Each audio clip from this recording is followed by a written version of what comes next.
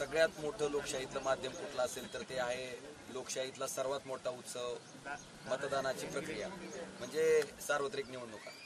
मला वाटतं आज देशातल्या सर्वोच्च सभागृहाचं सदस्य म्हणून त्या ठिकाणी निवडणुकीची प्रक्रिया पार पडते आणि या निवडणुकीमध्ये त्या ठिकाणी भरभरून हा लोकशाहीचा उत्सव साजरा करण्यासाठी पूर्ण महाराष्ट्रातले जवळपास अनेक मतदारसंघातले मतदार आज त्या ठिकाणी मतदान करत आहेत।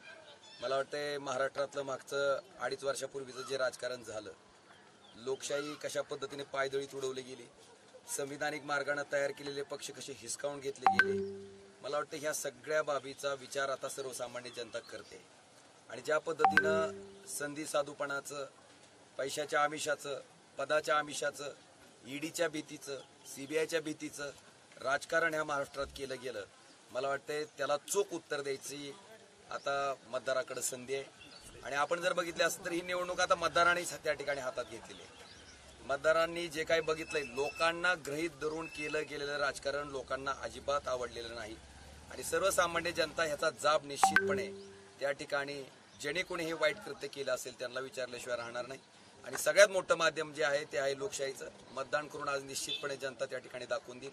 मी आपल्या माध्यमातून सुद्धा धाराशिव लोकसभा, उस्मानाबाद लोकसभा मतदारसंघातील सर्व जनतेला कळकळीची आणि नम्र विनंती करतो की आयुष्यातील 5 वर्ष मी अखंडपणे अविरतपणे आपल्यासाठी दिलेत। आता तुमच्या आयुष्यातला एक दिवस त्या ठिकाणी तुमच्या हक्काच्या उमराजीसाठी पाहिजे। भरभरून मतदान करा।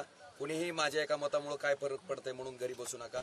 सर्वांनी ह्या लोकशाहीच्या उत्सवामध्ये सहभागी व्हावं आणि त्या ठिकाणी मतदानाचं सारखं पवित्र दान त्या ठिकाणी करून लोकशाही बळकट करण्यासाठी, नवीन संसद त्या ठिकाणी अस्तित्वात आणण्यासाठी, आपला लोकप्रतिनिधी निवडण्यासाठी आपण सर्वांनी उत्साहात मतदान करावं। पहिल्या दिवसापासून ही लढाई जी आहे ती जनशक्ती विरुद्ध धनशक्ती आहे। काय प्रकार आहे तो? किल्लारीच्या औसा तालुक्यामध्ये रामपूर नावाचं गाव आहे। त्या रामपूर गावामध्ये खरोशाचे भारतीय जनता पार्टीचे माजी सरपंच आणि त्यांचा ड्रायव्हर बचत गटाच्या महिलांना 500 रुपये 400 रुपये वाटत असताना त्या ठिकाणी तिथल्या स्थानिकच्या सामान्य लोकांनी त्यांना पकडलं। त्यांना पकडल्याच्या नंतर गाडी आहे तशी सोडून सरपंच आणि ड्रायव्हर त्या ठिकाणून पळून गेलाय। मला वाटतं ह्या घटनेची माहिती, ही घटना रात्री 12:30च्या दरम्यानची। 12:30 पासून ती लोक मला फोन करत होती। मी सकाळी बघितला फोन की जवळपास 70-80 मिस कॉल माझ्या फोनवर होते। मग मी त्यांना परत कॉल बॅक केला तर त्यांनी सांगितलं की आम्ही जवळपास 12:30 वाजल्यापासून ही गाडी इथं पकडून ठेवलोय, आम्ही पोलिसांना कॉल करतोय, आम्ही प्रशासनाला कॉल करतोय, पण कोण त्या ठिकाणी प्रतिसाद देत नाही। मग त्यांनी PSIचा नंबर दिला। मी त्यांना विनंती केली की काय नेमका प्रकार आहे, जो काय प्रकार घडलाय त्याच्या बाबतीत आपण काय त्या ठिकाणी दखल घेतली। मग त्याच्यानंतर यंत्रणा हल्ली मी स्वतः जिल्हाधिकारी महोदयांना सुद्धा बोललो की अशा पद्धतीनं पैशाचा आमिष दाखवून जर लोकांची मतं त्या ठिकाणी घेतली जात असतील तर मग हे आचारसंहितेच्या नेमकं कुठल्या व्याख्येत बसतंय बरं? ह्या पद्धतीनं सर्रास चालू आहे। पूर्ण धाराशिव लोकसभा मतदारसंघामध्ये हा प्रकार चालू आहे।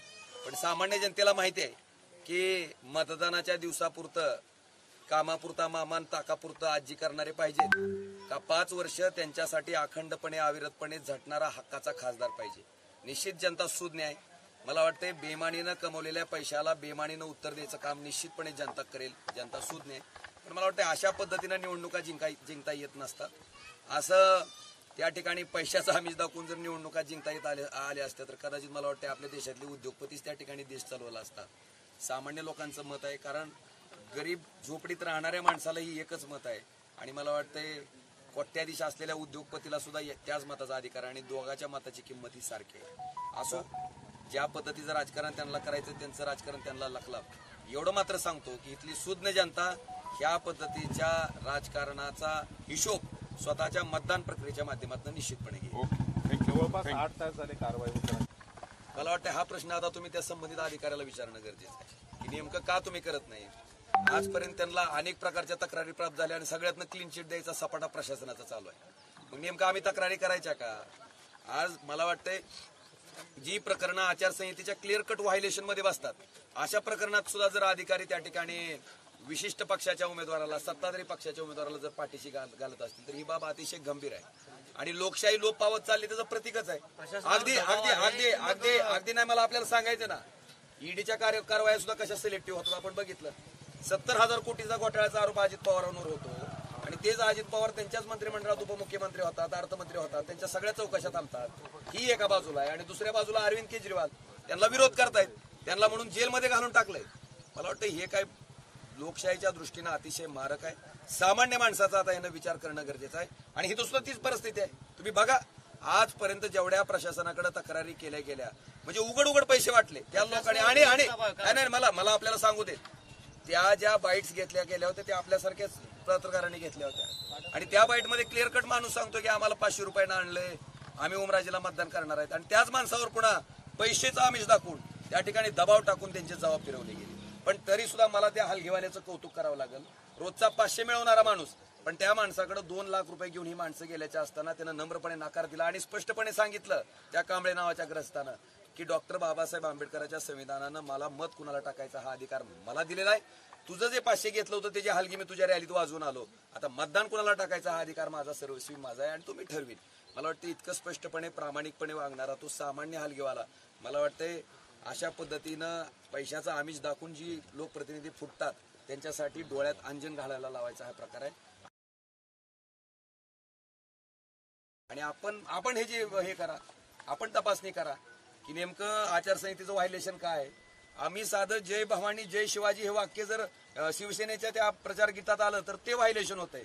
आणि मला वाटतंय अशा पद्धतीने धडधाकटपणे आम्ही आमिष दाखवायचं, आम्ही तुम्हाला वाऱ्या करतो, आम्ही तुम्हाला हे वाटतो, आम्ही तुम्हाला ते वाटतो म्हणून जर सांगायचं, मला वाटतं हे कुठल्या व्याख्येत बसते आता प्रशासनाने प्रशासनावर दबाव आहे का तुम्हाला? काय कुणाचा दबाव आहे? आपणच बघितलं पाहिजे ना. कोणा सत्ताधाऱ्यांचा दबाव आहे, दुसरा कशाचा दबाव. मला काय म्हणायचंय की ह्या प्रश्नाची उकल खरं तर 34 स्तंभ तुम्ही ह्या प्रश्नाची उकल करणं अपेक्षित आहे. तुम्ही हा प्रश्न करणं गरजेचं आहे.